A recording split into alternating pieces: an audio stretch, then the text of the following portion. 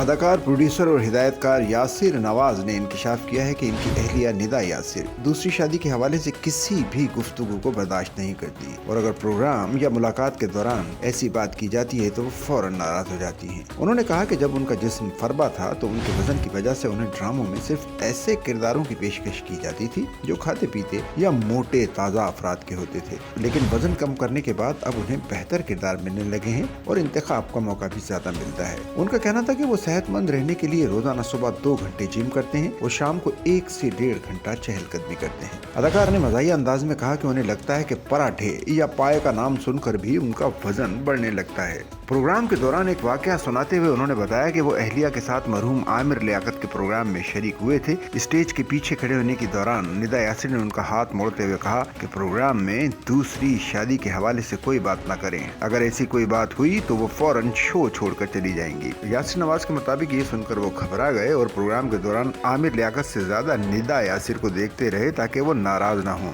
انہوں نے یہ بھی بتایا کہ ان کی اہلیہ ندا یاسر شادی کے کئی سال بعد بھی اگر کسی خاتون کی جانب سے ان کی تعریف سن لیں تو ناراض ہو جاتی ہیں۔ خیال رہے کہ یاسر نواز اور ندا یاسر کی شادی 2002 میں ہوئی تھی اور اس جوڑے کے 3 بچے ہیں۔ سچل نیوز نیٹ ورک کی ویڈیوز میں خوش آمدید۔ ناظرین، ویڈیو سے متعلق اپنی قیمتی رائے کا اظہار کمنٹ باکس میں ضرور کریں اور چینل کو سبسکرائب کریں۔